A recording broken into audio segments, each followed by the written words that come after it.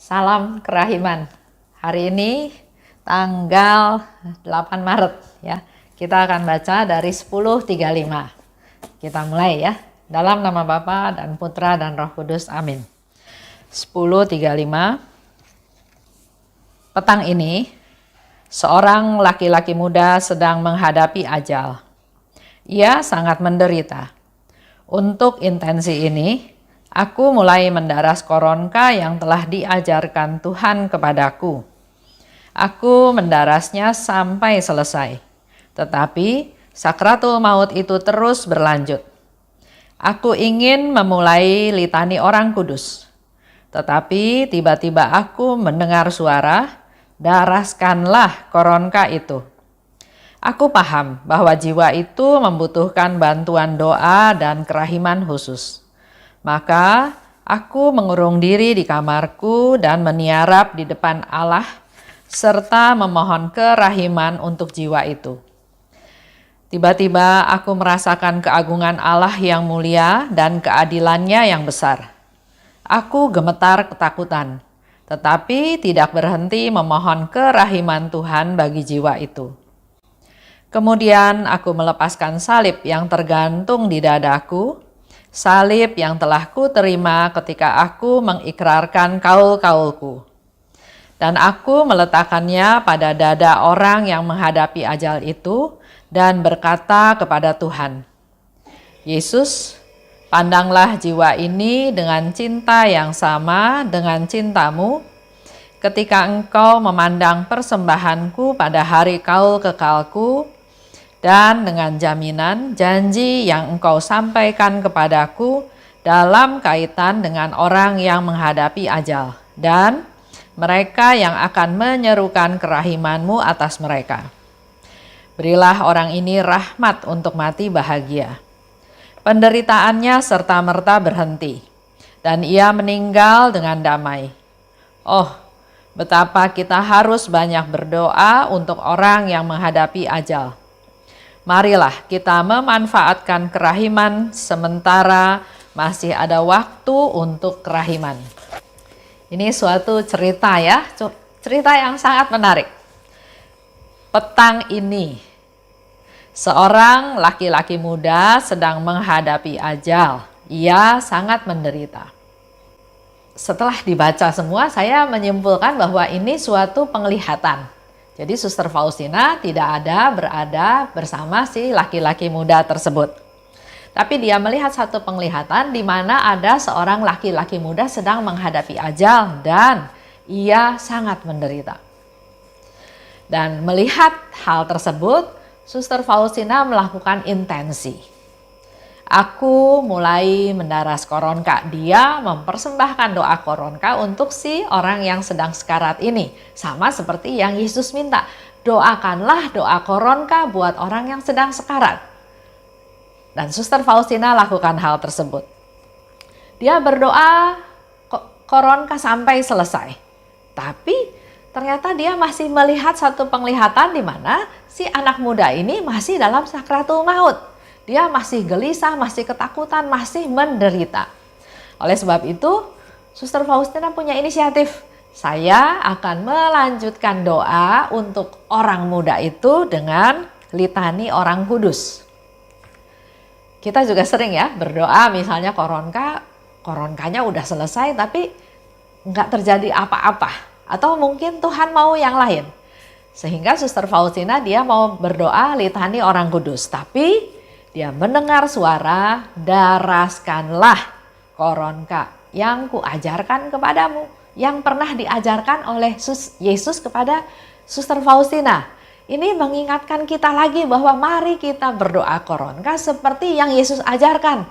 Jangan ditambah-tambah dengan segala macam doa yang nggak berkenan sebetulnya. Karena Yesus nggak ajarkan doa tersebut. Dan di sana Suster Faustina paham, mengerti bahwa mungkin si anak muda ini punya dosa yang berat yang nggak bisa hanya dengan satu doa koronka. Oleh sebab itu dia pergi ke kamarnya. Ya, dia paham, Suster Faustina bilang, membutuhkan bantuan doa dan kerahiman khusus.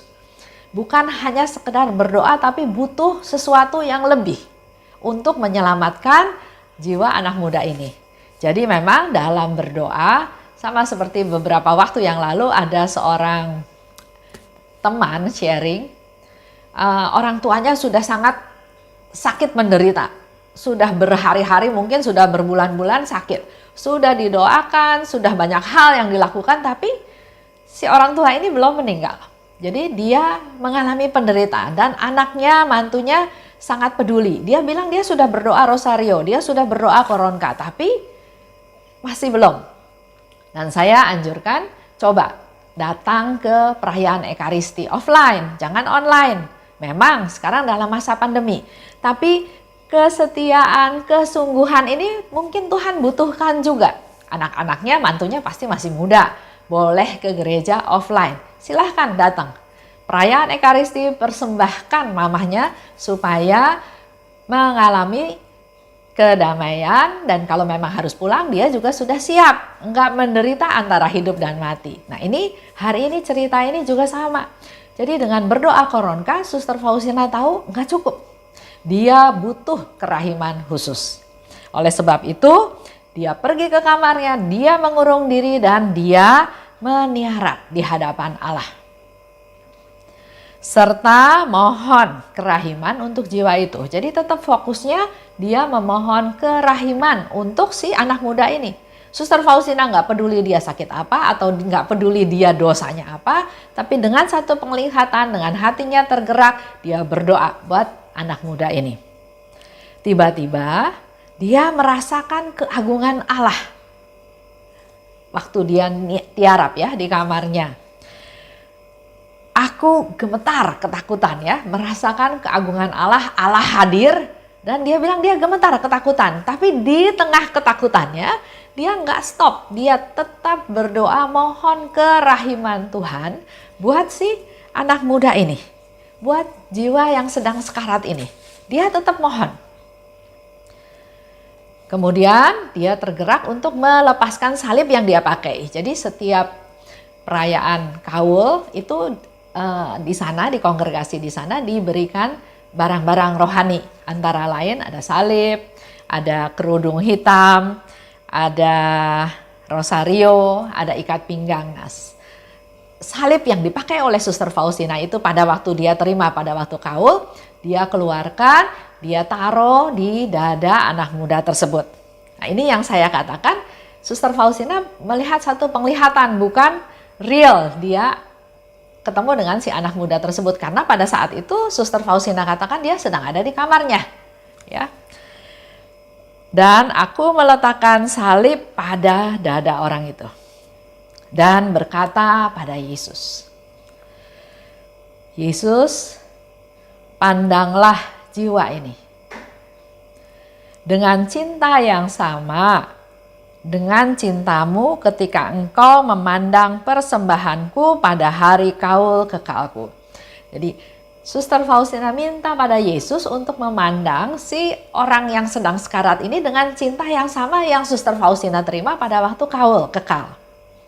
Dan dua, juga engkau ada memberikan satu jaminan janji yang kau sampaikan kepadaku dalam kaitan dengan orang yang menghadapi ajal. Yesus memberikan satu jaminan, satu janji. Kalau engkau berdoa koronka untuk orang yang sedang sekarat, engkau mendaraskan koronka di samping orang yang sedang sekarat, yang mau meninggal, itu janji-janjinya Tuhan yang Suster Faustina mau ingatkan bahwa Tuhan, engkau janji loh. Kalau aku mendaras koronka, maka engkau akan datang bukan sebagai hakim, tapi sebagai penyelamat yang maha rahim.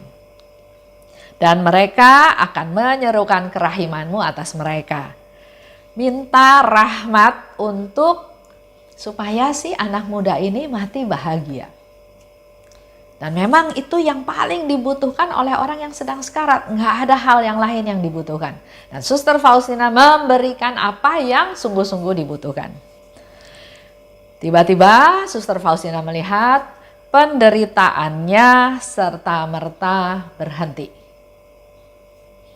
Dan ia meninggal dengan damai.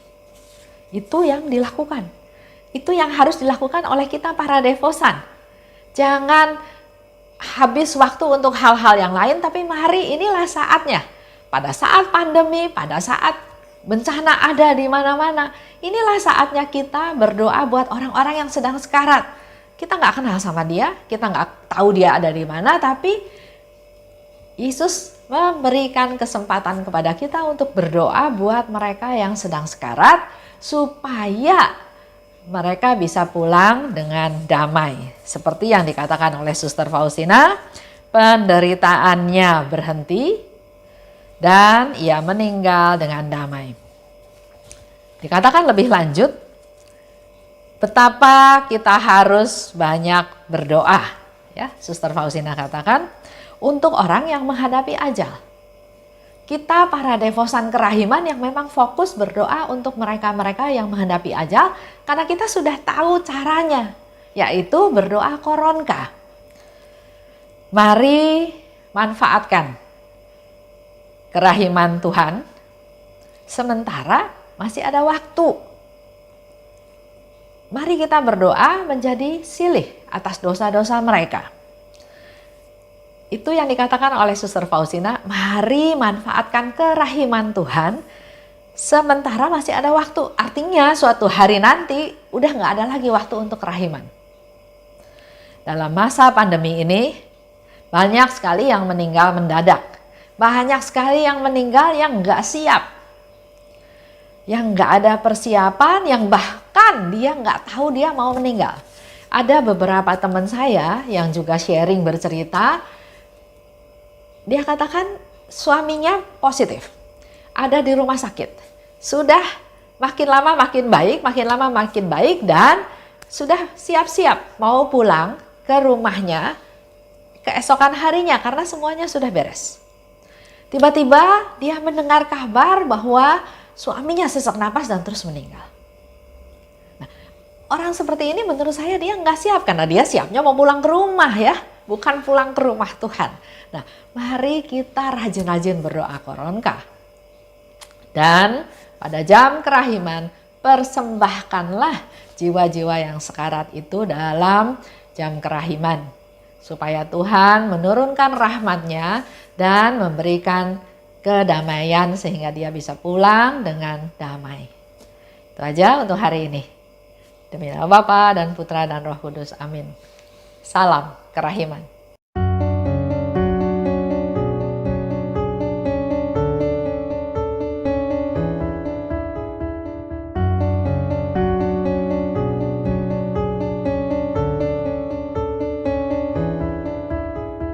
Mengapa engkau membiarkan banyak dosa dan kejahatan? Mengapa engkau tidak menghukumnya? Ternyata engkau masih memberi kesempatan. Dia memperpanjang masa kerahiman. Celakalah mereka yang tak menyadari. Tulis dan wartakan kerahimannya. Mohon rahmat bagi mereka yang berdosa. Ya Yesus, terima kasih atas semua kesempatan yang Engkau beri. Ya Yesus, ampunilah atas semua dosa yang terjadi.